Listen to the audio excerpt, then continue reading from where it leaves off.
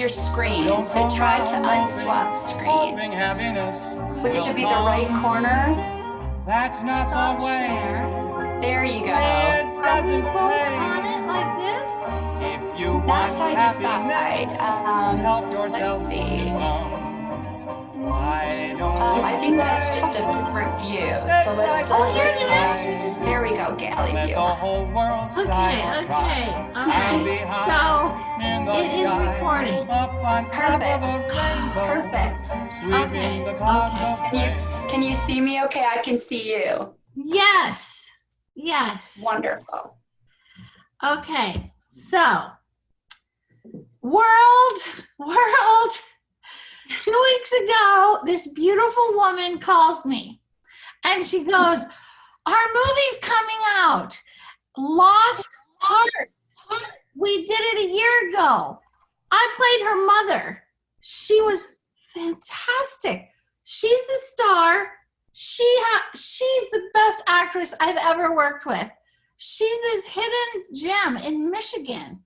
And her talent was like, oh, and she was doing this role. It's like when you are born and a role is made for you, like before you're born, the role, like you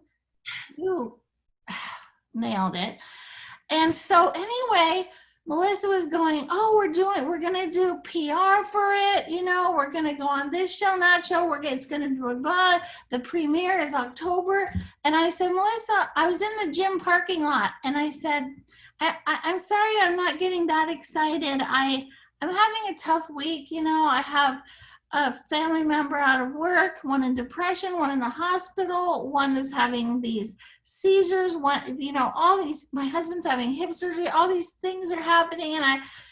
And Melissa she's like the most energetic, happy, joyful person I've ever met. And I'm pretty joyful. She's like times a million.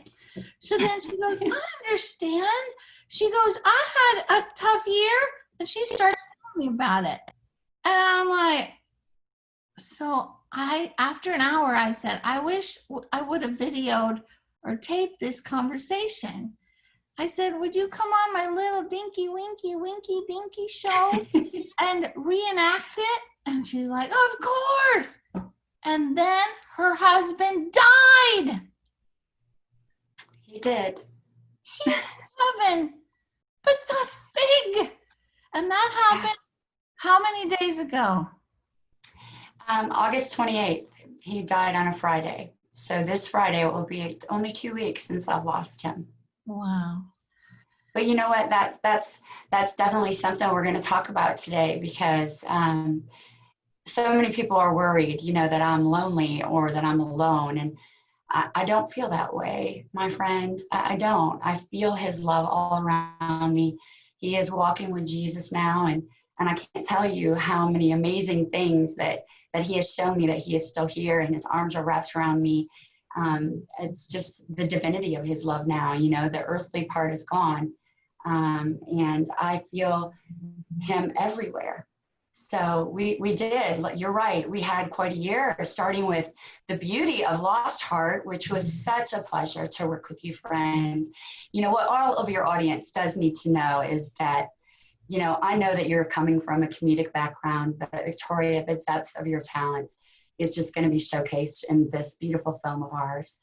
I mean, the heartfelt way that you played my mother and the pain that both of our characters are going through, you just put it out there on the screen in this just raw, amazing, beautiful way. And I just cannot wait for everyone, the world, which is going to happen November 7th now on Encourage TV. The world is invited to our red carpet premiere. So everyone is going to get to see our little story and, how it's about being broken and how we are healed, and what that looks like, the honesty behind it. So having you play my mother, when they first told me that they were asking you to join us in this storytelling adventure, I was so excited, because I've always just been such a big fan of yours. I've just always admired and loved your work, and I was nervous to meet you. I was nervous because I had crying scenes, and I'm like, Right on cue, but I better not tell them. I was so intimidated. Oh, and you were brilliant because you weren't acting. You know, you were in it, and that showed. I mean, so much. I was a producer. CDI, Collective Development Incorporated, produced the film, and so I'm a producer. Collective Development Incorporated. Development Incorporated in Michigan. And Yes. here's one cool thing about the movie.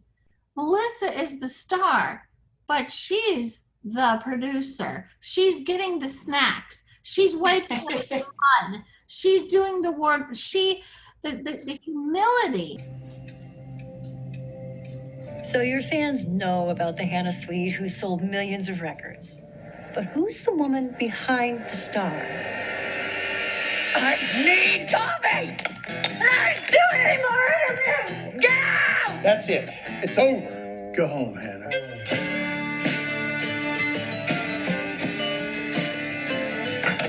Excuse me. It worked. And you are. I'm your cousin. Welcome to Lost Heart. Welcome back, actually. You do know who this is, right? Of course, you're my world-famous stepsister that I never met. Why would she do that? She never knew the Harris we knew. A clone? What happened here? Oh, she doesn't know. Harris died watching a UFO. Hannah Sweet. Chip calls it a UFA. Oh, what? Unidentified flying angel. I'm with UFO Worldwide. I was hoping I could ask you guys a few questions. Did you get the probe? I didn't think it would all come back so quickly.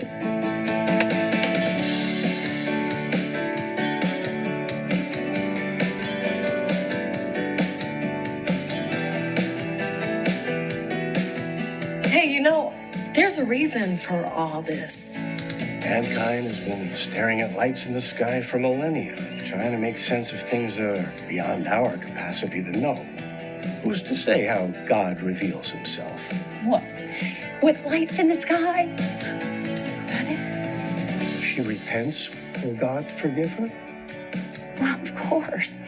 He's forgiven worse than that, right?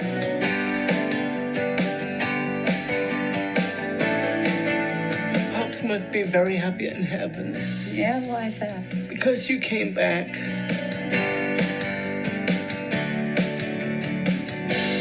Okay. Just happened to have sold my soul to the devil as a girl, but no big deal. Can wait. So what your audience doesn't know, and in my last year and the hardships that I faced, one of the things was that in October, my husband and I were diagnosed with cancer 2 days from each other. So we found out that he had cancer, and 2 days later, we found out that I had breast cancer. Okay, first of all, audience pause. I'm sitting in the gym parking lot, feeling bad for myself because when I was playing our mother, I had my fake rubber boobs on because I had a double mastectomy 5 years ago, right? And I'm thinking, oh, I wish I could be acting with my real body. I'm so insecure, blah, blah, blah. All of a sudden, right after we do the movie, she's diagnosed with breast cancer. And 2 days after, her husband is diagnosed with cancer. I mean, this sounds like a movie. It's too much drama for one life in 1 year. But, Right. So continue. Well, my first thought was I can't tell my husband because we had just discovered his cancer, and how could I place this upon his heart as well? And I was so worried, and I called my sister and mom, and I was just frantic to keep it from him, and they said no. Stephen was his name. He is your best friend. You have to tell him. This will be a journey that you'll have to journey together. And so we joked about it. I mean, that was kind of his and my way. We joked with each other. We picked on each other. And so we have two sons, two amazing sons. And when we told them, we said, well, Dad and I do everything together, including getting cancer, just to try to bring a smile upon their faces. And mine was a choice. They had found my cancer because it was hidden under an atypical lump. So an atypical lump, for those of you who don't know, is not cancer yet, but they do remove them because eventually it would become cancer. And when they did the surgery, when they removed that lump, my cancer was actually hiding behind it. I have the gene that is more conducive to getting breast cancer, and so they gave me a choice. You can go through radiation, or you can get a bilateral mastectomy. And I said, well, you know what? Beauty is it's inside, right? It lies in the heart of the people, and that's what shines out. And so I decided that I was going to have a double mastectomy. Like my friend, I was just going to be done with it. I didn't want to worry about that for my children, for the future. Meanwhile, my husband had cancer of the tonsil. It's called squamous cell carcinoma. And they told us at the time that it would be completely eradicated. It was actually a curable type of cancer. But the treatments were going to be very, very brutal. So we just wrapped this film, you know, a month and a half later, we find out we have this cancer together, and he starts his treatments right after Christmas and starts going through this really horrible things. One of the things my husband loved to do was eat and cook for people. And it stole that from him. It just fried his throat and his taste buds, and he had no salivary glands that were working anymore. And he was just really going through such a hard thing. And I was driving him to all his appointments, and my having all these surgeries. I also had a full hysterectomy in early December because they found a lump on my left ovary. So needless to say, we were having a rough year, and I was praying.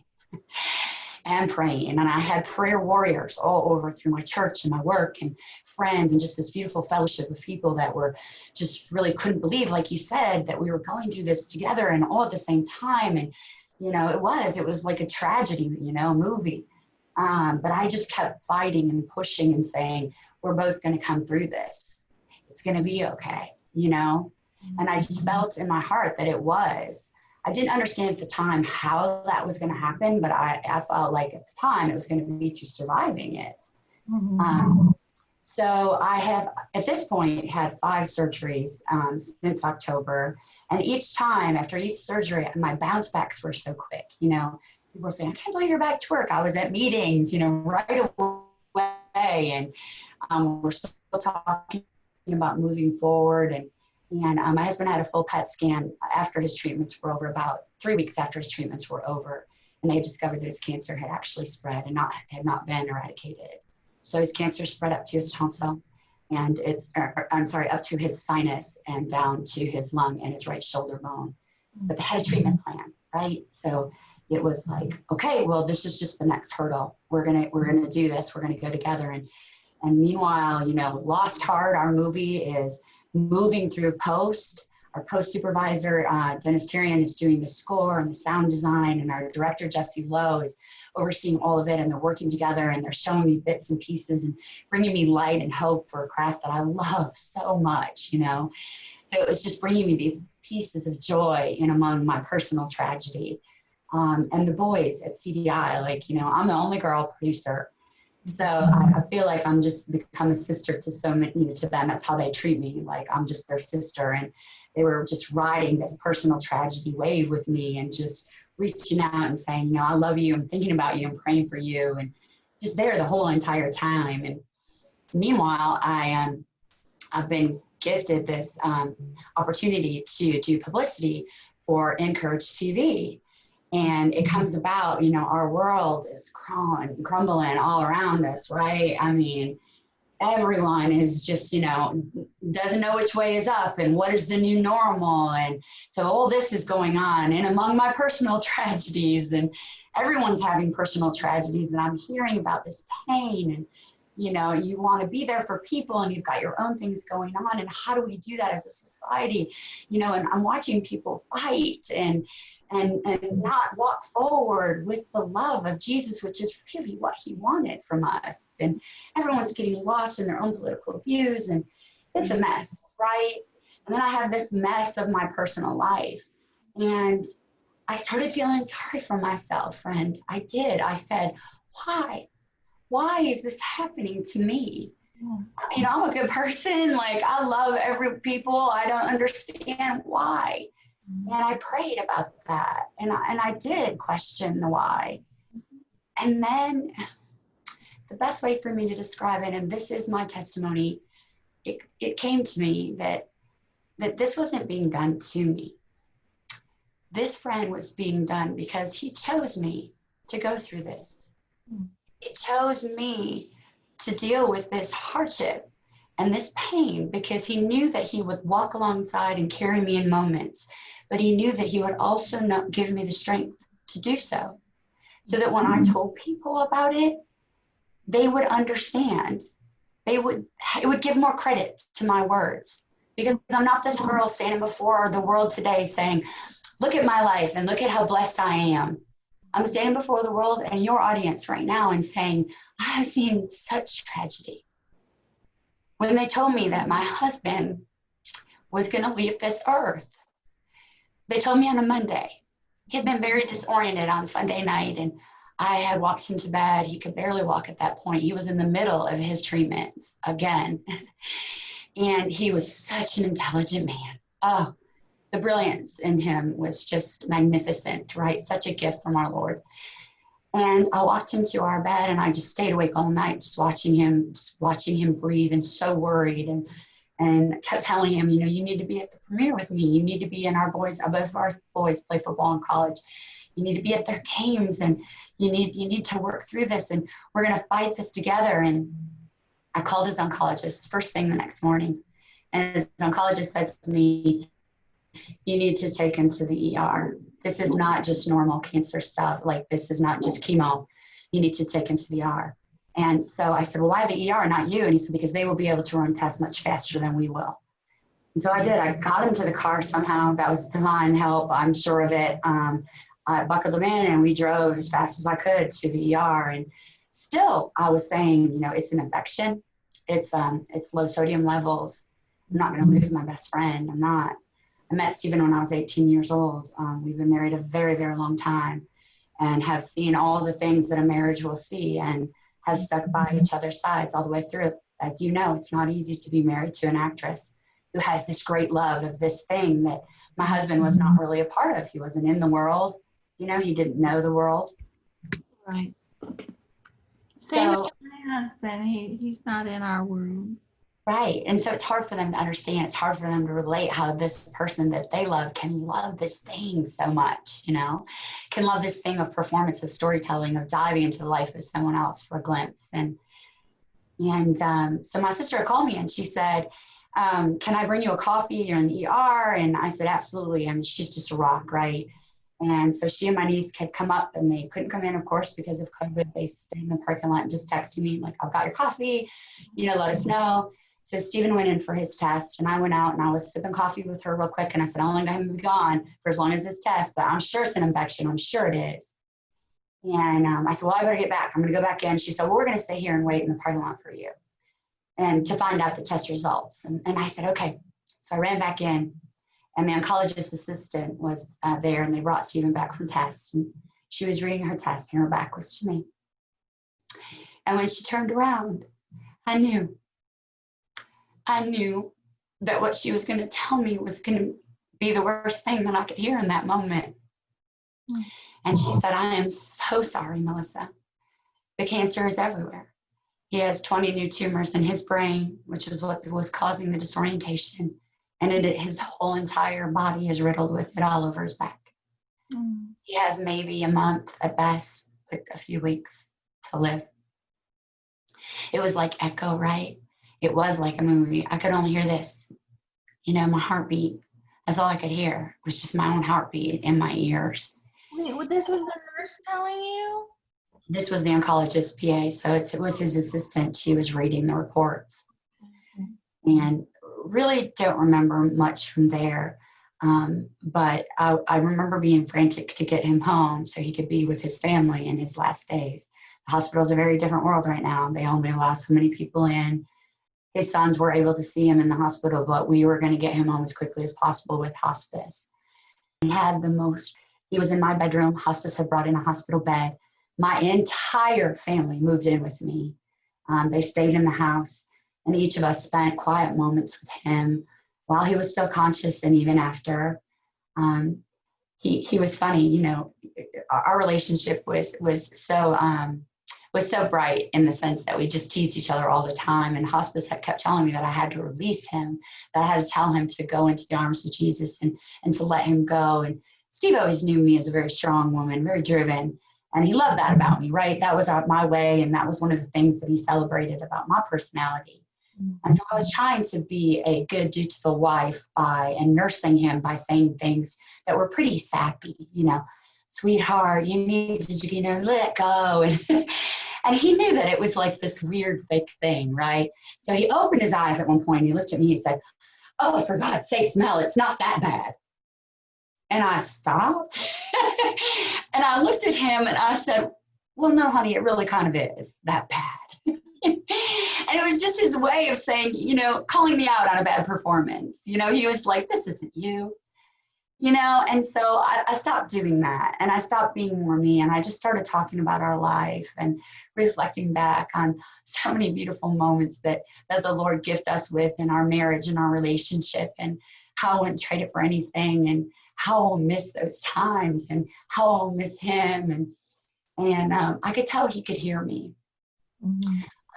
Our last night together, I dropped his bed to even my bed, because, you know, hospital beds are pretty high up, and I crawled in with him, and that's what I did. I talked about these moments and I cried in them, and he made the sound of crying too. He wasn't really conscious at that point, and we just loved each other one last night.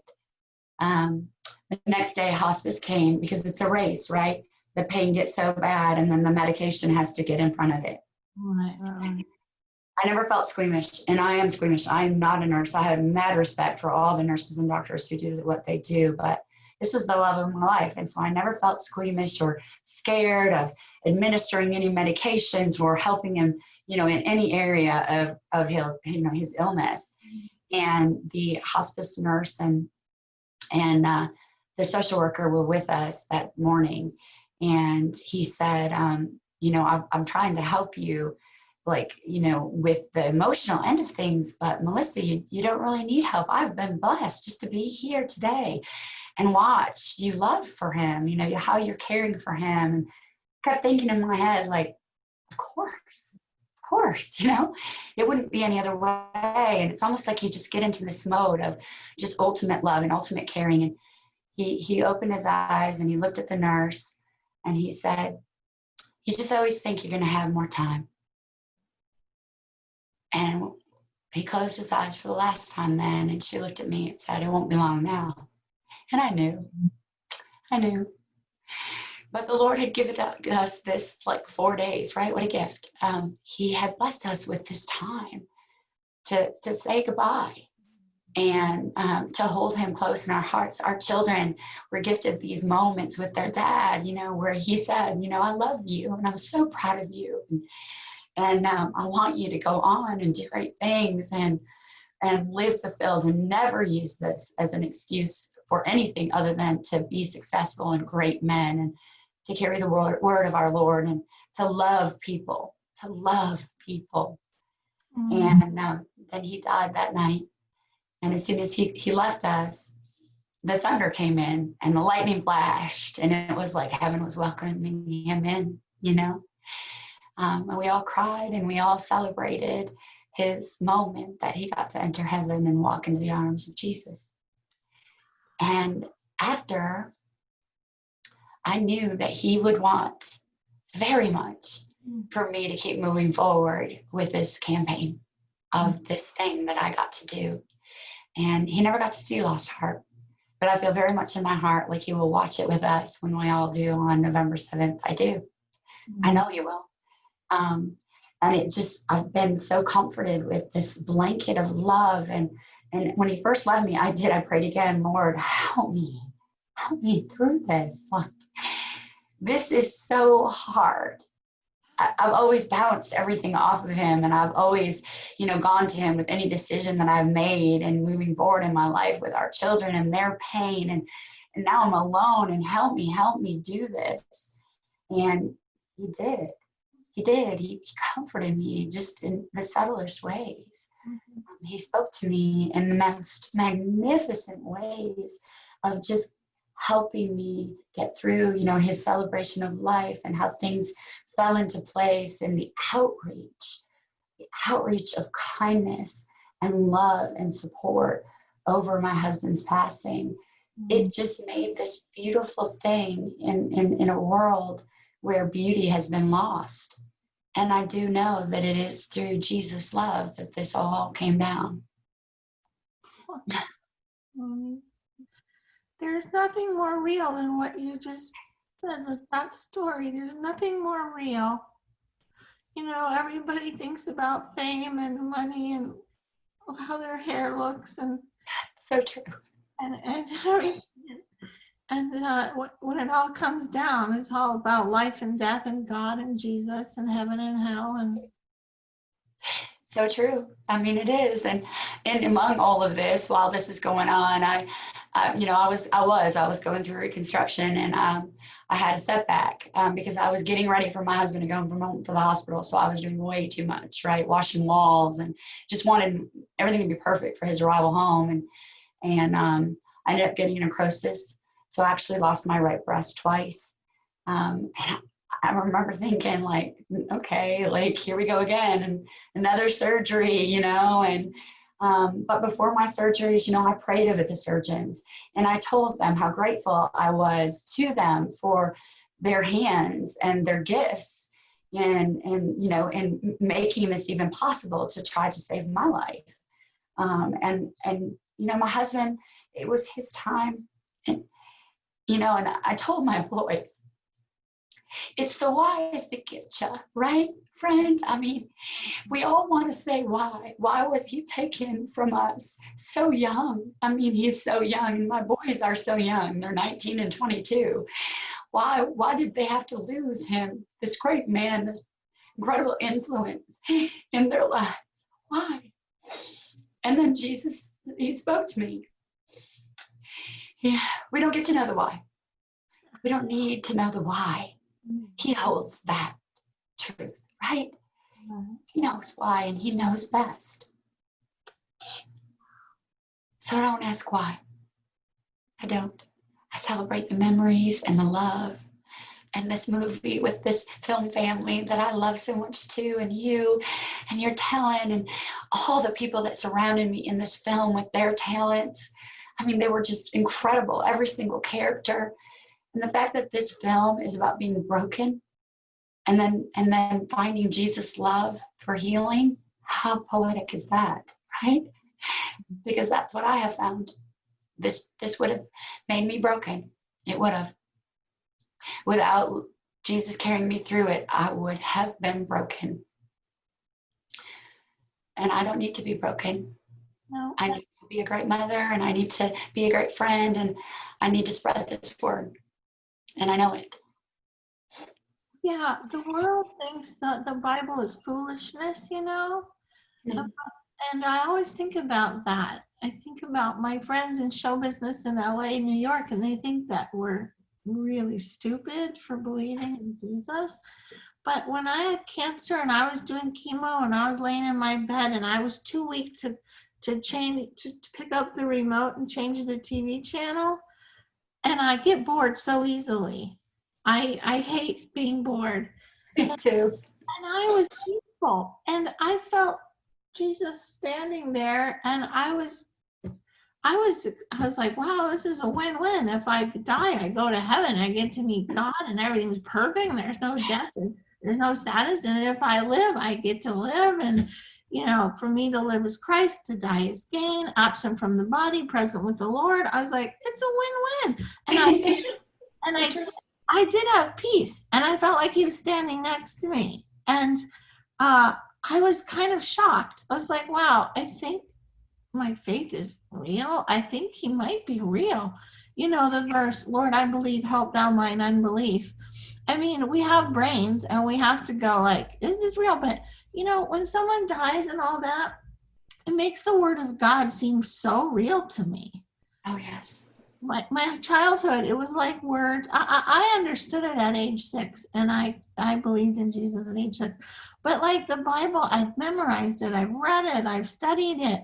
And it just becomes more real when I know someone who dies. And now that I'm 61, I'm knowing more and more people who are dying.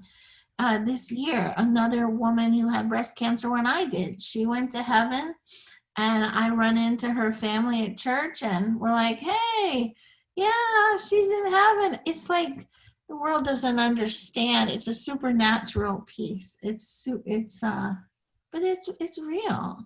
It is, and they can feel it. You know, they can feel it here now. They don't have to feel the pain of their lives. I mean, they can turn and lean into him. I mean, that's what he wants us to do. And everyone is so afraid, you know, to talk about it. Maybe they don't know the right words, or maybe they don't know scripture very well, or, you know, that's all okay. You know, it's just walking forward with his love and with love. And that is the way. You know, I didn't grow up going to church. My parents are Christian, but it was not a practiced thing for us. You know, it wasn't. And I recently had moved and hadn't found a church family yet, and, you know, all of those things. And so I was very insecure about the word and how to speak, you know, appropriately as a Christian. You know, that we get caught up on that. And I laugh now because that's what it is about. You know, every single time that I'm in church or that I'm listening to the stories of the Bible and the things that he wanted us to know, it's about knowing that you don't know everything, and that you are learning, and this insatiable appetite that I have now for learning more about him and the man that he was, and how incredible he was, and I want him to know my heart. That's the most important thing. And I think that, you know, if we all can just keep walking forward with that's really all you need. You know, let him know your heart. You know, don't be afraid to let him love you like he wants to. You know, so especially after this last year and the tragedies that I've seen, and people are saying, I can't believe you're standing. We did speak at the funeral, both my boys and I. And I know that's not typical for the widow, which sounds weird to even say a widow, right? The widow and the children to speak. But in our family, when it was hard, that's when you did it, right? And we really felt like we wanted to serve his memory and him and speak about him. And I know that Jesus gave us that strength in those moments to speak in front of all of these friends and family who came in the middle of a pandemic with masks on to say goodbye to him and celebrate his life and the man that he was. I do hope that everyone, you know, sits with us and watches Lost Heart so they can see, like I said, the depth of talent that you have, Victoria. And you're so humble every single time. It's true. I mean, you're just this bright light of sunshine. I remember talking about the butterflies on set. And just how great you were and how sweet you were and how wonderful it was when you finally wrote that poem about butterflies. And one cool thing that happened was the first day on the set, I had to cry, and that's hard for me. And I was standing with my fake daughter, and we saw this orange butterfly, and I said, you know, when I was young, I would have written a poem about that butterfly and how meaningful it is and how... But now you're jaded. And now I'm old. And like, dementia and incontinence and stuff. A lot of that happens when you get older. I don't have incontinence. I know, but you could. Yeah. Okay, and so... I'm like, who cares about a stupid butterfly? I guess the point is, if you're suffering from incontinence, you're not thinking about writing poems. Yes. And so I was focusing on my lines, and I'm like, oh, Lord, help me to cry on cue. And then my fake daughter, Melissa, this great actress, I'm not just saying that, she's unbelievably great. Does she have a last name? It's hard to say. Anschutz. Anschutz. Anschutz. She's like... Melissa Anschutz. Yeah, she's going to get an Oscar one of these days, and she plays my daughter. So she plays your fake, she's your fake daughter. Yeah. Okay, so the butterfly flits by. Yeah. Because that's what butterflies do. And I go, when I was young, I would have written a poem about that. And she goes, well, why don't you write one now? And I went, so I started thinking about it, and I wrote it, and You wrote a poem about an orange butterfly? Yeah, and I wanted to read it to you. Would you share it with the group? Okay. The Orange Butterfly by Victoria Jackson. In the middle of today, as my mind flitted from worry to worry, I saw an orange butterfly flitting from flower to flower. In my younger days, I would have pasted passionate poetry to his important presence in my path, and the deep prophetic meaning of our random meeting would have recorded itself in my writing so relevant to all generations before and behind. But now, with creaks and groans, my cynicism scoffs at writing a rhyme about a bug in a bush, let alone me and our shared destiny. My broken dreams have left me at the brink of bitterness. But hope must spring eternal, because amidst my furrowed soul and downward glance, I have grasped the foolish chance to grab my eagerness of days gone by and fancy myself a poet who wrote The Orange Butterfly. Oh. You know, that was Hannah. Like, she finally was able to forgive herself and to forgive the demons of her past, because she finally was able to open her heart to the Lord's love. And that is most beautiful poetic moment, I think, you know, and it should be one for all of our lives. You know, beauty is, I have a funny story. So when the cancer spread to my husband's sinuses, it actually pushed out his right eye, and he wore glasses anyway, so he didn't have the best vision to start with. So when it kind of pushed out his right eye, well, he was not able to see at all out of the right eye. And when I'd had my setback and I had to have my right breast removed again, and I was crying on the sofa with him, and I was saying, like, you know, I just don't want you to look at me. I'm hideous, you know, I have all these scars, and, you know, and he looked at me and he said, I can't see you anyway. And then I laughed, and he said, and even if I could, none of that matters to me. You're beautiful, Mel. You're beautiful. And I thought, what an amazing man. But that is also what Jesus thinks of all of us. You know, I have this great love story in a man here, but I also have this great love story with Jesus. I mean, I know that his love for me is so powerful and so beautiful. And I know that he looks upon me and he thinks that I am perfect. Yes. Just like he does everyone. His right? righteousness is on us. And I was laying in bed the other night thinking, really? You're really looking at me, God, and you're seeing your righteousness? I have to meditate on the Bible, because it's kind of, whoa. Yeah, because our human limitations don't allow us to think that way. Like, well, how could he possibly love me so much? I'm so scarred. I'm so flawed.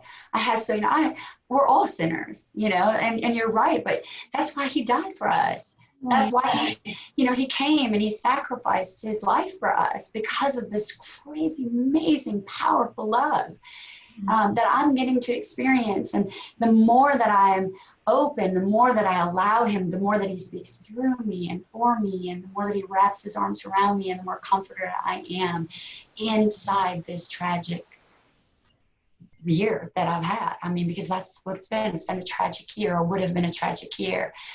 Yet with his love and his guidance and his power, I feel like I'm still able to march forward with this peacefulness that is all around me.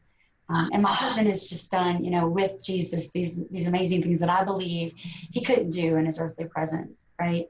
We have limitations as humans. We just do. And once he walked into the arms of Jesus, once Jesus called him home, there were things in our lives that I know that he really wanted to do, that he couldn't do, that he's doing now. It's this divine strength now. It's all powerful. And it's just, I find that to be so incredible. I mean, it really so powerful and so amazing. I just want to share it with everyone, because it's real. A beautiful moment that I do want to share. And I'm sorry I'm taking up so much of the time of your audience, and I so appreciate all of them listening in on our conversations today. Two girls talking, right? But one night, Stephen had gotten, I must have drifted off, right? Because I was trying to stay awake the entire time, not trying to miss a moment where he may need me to push his morphine pump to help him with pain, to anything. And, after a few days of that, your body just gives in a bit, and I must have given in and fallen asleep. And when I woke up, he was, standing, in the doorway of our bathroom. I was like, oh my word. So I jumped up and I helped him back to bed, and And I laid him down, and obviously I changed his shirt, and that's not easy to do when someone, isn't capable of helping you. And it dawned on me that I needed to wash his feet.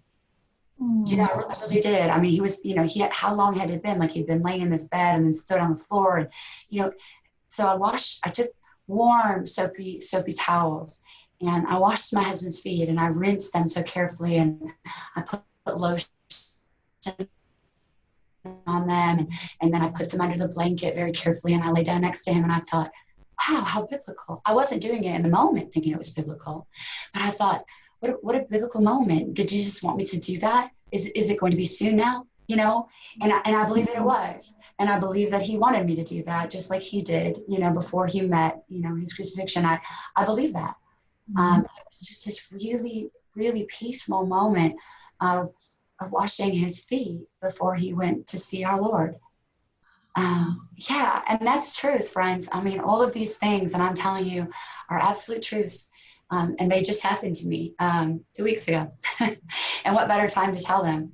Many are saying, time to heal, and, but I don't feel broken from this. And so I feel like no time like the present. Let's share it when it's its rawest form, when it's right in the front of my heart and my mind and the tips of my tongue. I want people to know this, so that maybe they can look at their own lives and say, oh man, like you did, like, wow, I'm going through something too, but there's hope.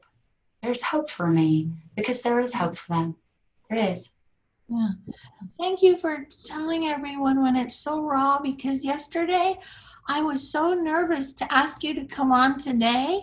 And I thought, who would ever ask a fresh new widow to talk? And I just know you, and I can't believe it. You're like, yeah, tomorrow, fine.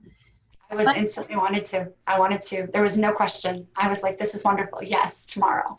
My friend and I will sit and we'll have this conversation, and I hope she shares it with the world. And I'm going to share this interview too. And, just wanting people to know that it's so much bigger than Lost Heart and the release of that. And, I'm excited for November 7th. Absolutely. I want to shout that out again and again on Courage. Of course I do.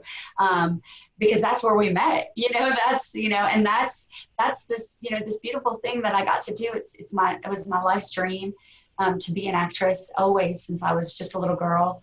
I wanted to be an actress, and I've definitely gotten to do that, in various forms, all the way up, years of doing, indie films and getting to tell stories. And the Lord actually led me to more faith-friendly, family-friendly faith films. I feel like that was definitely his hand, wanting me to share the good news through storytelling, and I've listened.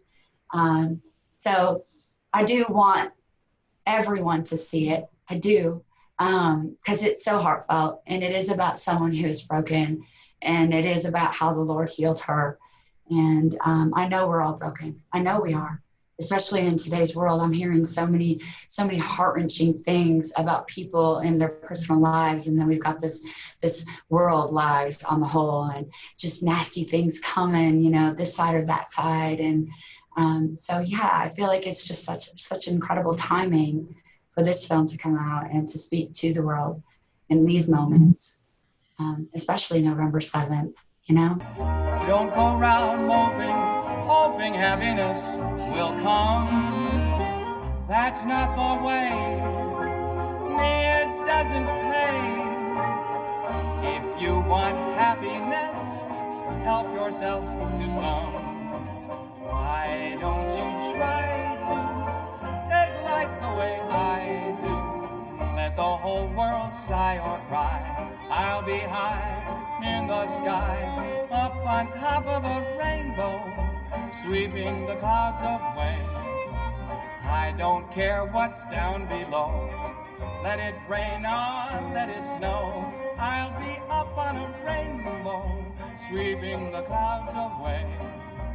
I have learned life's lesson. Fighters who always win are those who can take it right on the chin and grin. So I shout to everyone, find your place in the sun.